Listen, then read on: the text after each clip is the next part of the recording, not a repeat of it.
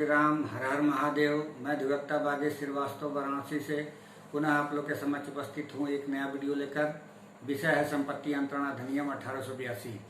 इससे संबंधित हमने 9 वीडियो अपने यूट्यूब चैनल पर अपलोड कर दिया है, कृपया आप लोग उसको जरूर देखें। तथा साथ ही अन्य विषयों पर भी हमने प्लेलिस्ट क्रिएट कर दिया है, कृपया उसको भी देखें और उसका लाभ उठाएं।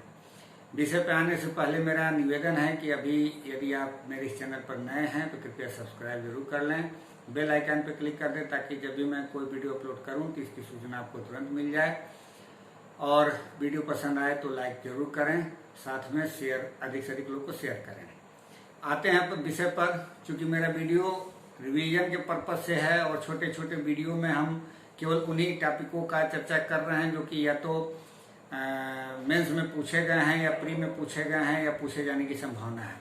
आज हम चर्चा करेंगे पूर्वयुक्ता का नियम। संपत्ति अंतरण अधिनियम में इसकी क्या व्याख्या है, इसको हम आज देखेंगे।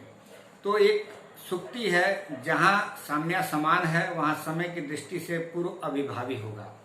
इस सुक्ति का जब भी हम प्रयोग करते हैं तो इसमें उदाहरण के रूप में धारा 48 का वर्णन जरूर करते हैं। और 48 कहता क्या है, इसको हम लोग एक उदाहरण के तौर पे देख लेते हैं तो ज्यादा समझ में आएगा। और मैं जितने भी धाराओं का चर्चा करूंगा वो एक उदाहरण के रूप में ही समझा के करूंगा, ताकि आप लोग बेर जरूर पढ़िएगा और उसमें मैं जो भी बात कहूंगा उसको आपको समझ में आ जाएगी।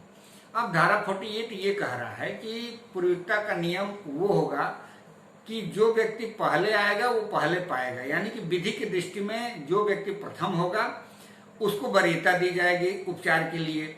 अब इसको एक उदाहरण के रूप में हम देख लेते हैं। जैसे कि ए के पास एक प्रॉपर्टी है, उसको बी को 50,000 रुपये में उसने बंधक रखा। अब तत्पश्चात उसने उसी प्रॉपर्टी को सी को बंधक रखा और तत्पश्चात उसी प्रॉपर्टी को डी को भी कुछ अमाउंट में, चाहे 10,000 मान लीजिए या 20,000 मान लीजिए, जो भी मान लीजिए, उसको डी को बंधक रखा। अब एक बात आती है कि जब भी उस संपत्ति का विक्रय होगा तो सबसे पहले किसके बंधक को तुष्ट किया जाएगा, बंधक धन को। तो इसमें सीधी सीधी बात यह है कि धारा 48 जब हम पढ़ रहे हैं तो पूर्वयुक्ता का नियम यही कह रहा है कि बी समय की दृष्टि से पहले है तो बी के शुद्ध धन को सबसे पहले जो 50,000 है उसको तुष्ट किया जाएगा। अब इसके एक धारा है 79, वो अपवाद स्वरूप है, अपवाद नहीं कहेंगे क्योंकि वो भी एक सिद्धांत है। और वो सिद्धांत ये मेंशन कर रहा है कि यदि कोई मैक्सिमम लिमिट फिक्स कर दी गई हो किसी समय के लिए तो वह भले ही व्यक्ति पश्चात में उस कार्य को कर रहा है, लेकिन यदि मैक्सिमम लिमिट फिक्स है तो भी उसको प्राथमिक ही माना जाएगा, भले ही तत्पश्चात कर रहा है। अब इसको एक उदाहरण के रूप में देख लेते हैं। जैसे कि उसने ए ने अपनी एक संपत्ति 50,000 रुपये के लिए एक साल के लिए, एक साल में कभी भी किसी समय 50,000 रुपया प्राप्त करने के लिए बी के पास बंधक रख दिया, लेकिन उसने 25,000 रुपया ही उससे लिया और 25,000 इस बात के लिए छोड़ दिया कि फिर भविष्य में हम जरूरत होगा तो साल भर के बीच में कभी भी ले लेंगे। तत्पश्चात उसने उसी संपत्ति को सी को 25,000 में बंधक कर दिया और उसके पश्चात जो है डी को भी 10,000 में बंधक कर दिया। अब जब डी को बंधक कर देने के पश्चात लेकिन साल भर के भीतर ही जो उसकी एग्रीमेंट बी से हुई थी उसने 25,000 जो बचा था वो और ले लिया बंधक धन के रूप में बी से।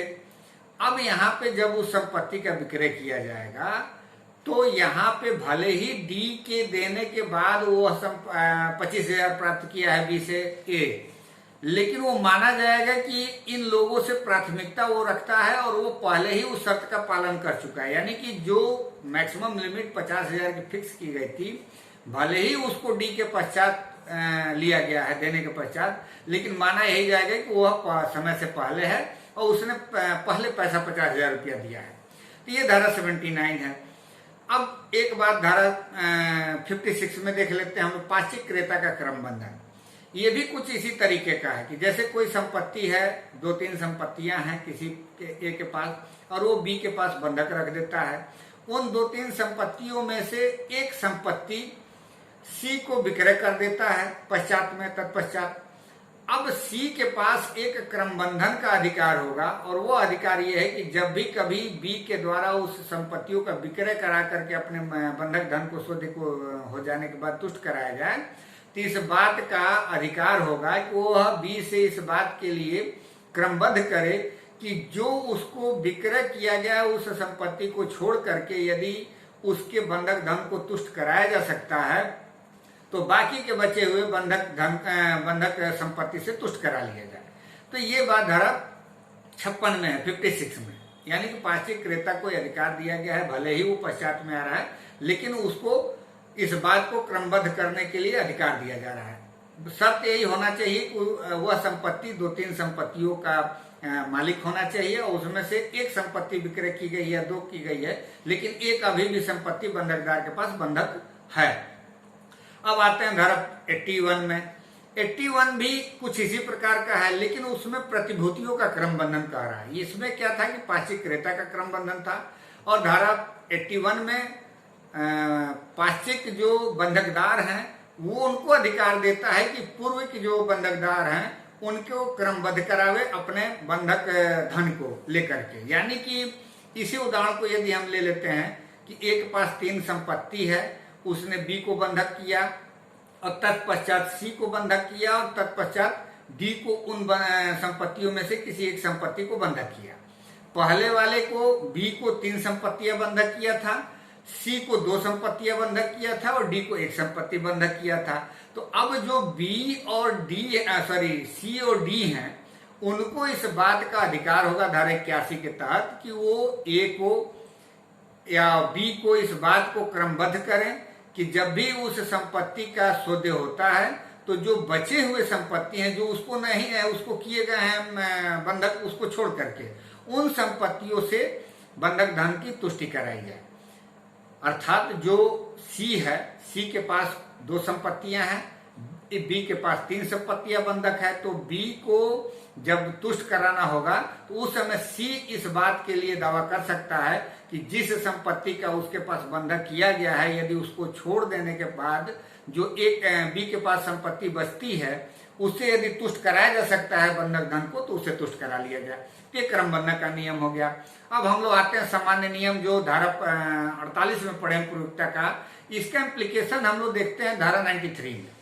अब 93 कहता क्या है, यहाँ भी एक प्रतिषेध लगाता है और इसी तरीके का प्रतिषेध लगाता है। जैसे कि हम देखेंगे कि पढ़ चुके हैं पिछले वीडियो में, हमने देखा है इस बात को कि 91 में जो बंधक करता है उसके स्थान पे वह व्यक्ति आते हैं जो कि मोचन करा सकते हैं। वो कौन व्यक्ति हैं उसमें वर्णन किया गया है और उन व्यक्तियों को प्रत्याशित कर दिया जाता है। यह बात धारा 92 में दिया गया है, यानी कि उनके स्थान पे बंधककर्ता के स्थान को ये ले लेते हैं जो व्यक्ति मोचन कराने का अधिकार रखते हैं। अब जब धारा 93 की हम बात करते हैं तो यही ये कह रहा है कि भले ही वो व्यक्ति प्रत्याशित हो जाते हैं उनके जगह पे, लेकिन उनका स्थान उसी प्रकार से होगा जिस प्रकार से धारा 48 में बताया गया नियम है। यानी कि जो व्यक्ति पहले है वो पहले होगा, जो व्यक्ति पश्चात में है वो पश्चात में होगा। जैसे उदाहरण के रूप में देख लेते हैं कि ए के पास एक संपत्ति है, वो बी को बंधक रखता है 10,000 में, फिर उसी संपत्ति को तत्पश्चात सी को रखता है 10,000 में और तत्पश्चात डी को रखता है 10,000 में बंधक। अब डी क्या करता है, इसको धारा 94 के तहत वो अधिकार है कि मोचन ऊपर के तरफ और पूर्वन नीचे के तरफ। तो उसने क्या किया कि बी के जो शुद्ध धन थे उसका मोचन करा लिया 10,000 रुपये का। तो अब ये जो बी के स्थान पे डी प्रतिस्थापित हो जाएगा, यानी कि जो अधिकार बी को थे वो अधिकार अब डी को हो गए। तो क्या अपना बी और डी का दोनों मिला करके जो 20,000 रुपया होता है क्या एक साथ उसका सौदे करा सकता है? तो इसका उत्तर होगा नहीं, क्योंकि डी की स्थिति अभी भी अपनी हैसियत डी का तीसरा स्थान पे है और बी का पहले स्थान पे। भले ही वह बी के स्थान प्रत्याशित हो गया है तो क्या होगा, वो डी के वाला पैसा अपना शोध नहीं करा सकता है और उसका जो है तुष्ट नहीं करा सकता है जब तक का सी का न हो जाए। अब इसका उदाहरण एक और ये बात कहा गया है ऋणी के रूप में। उसका दूसरा पैरा धारा 93 यही कह रहा है कि यदि ऋणी भी है, लेनदार है, तभी ऐसा नहीं कर सकता है। जैसे कि मान लीजिए कि इसी उदाहरण को ले लेते हैं कि ए ने अपनी संपत्ति 10,000 में बी को बंधक किया, उसके पश्चात सी को बंधक किया 10,000 में और तत्पश्चात डी को किया 10,000 में बंधक। अब इसके पश्चात बी से फिर वो 10,000 रुपया ऋण के रूप में ए ले लेता है। तो अब यहाँ बी का क्या ये राइट जो है कि दोनों बंधक संपत्ति का जो 10,000 रुपया है जो उसने दिया था, या जो 10,000 अभी ऋण दिया है, दोनों मिलाकर के 20,000 रुपया क्या उस संपत्ति से तुष्ट करा सकता है सी और डी को इग्नोर करके? तो इसका उत्तर है नहीं। ये सिर्फ अपने धारा 48 के नियम के तहत 10,000 रुपये तक ही सीमित रहेंगे, जब तक कि सी और डी का धन तुष्ट न करा दिया जाए, बंधक धन। और जब डी का तुष्ट कराने के बाद यदि बचता है तब उसका ऋण जो 10,000 रुपया तक पश्चात दिया है उसको तुष्ट कराने का अधिकार होगा। तो ये सामान्य नियम है। अब इसमें जो भी धारा 93 में एक बात कही गई है कि धारा 79 के अधीन रहते हुए, यानी कि ये फिर वही बात कर रहे हैं कि यदि 79 में मैक्सिमम लिमिट यदि फिक्स कर दी गई है तो धारा 93 की बात या धारा 48 की बात या धारा 81 की बात या धारा 56 की बात लागू नहीं होगी। ये एक सामान्य नियम है धारा 48 की, पूर्विकता का नियम है।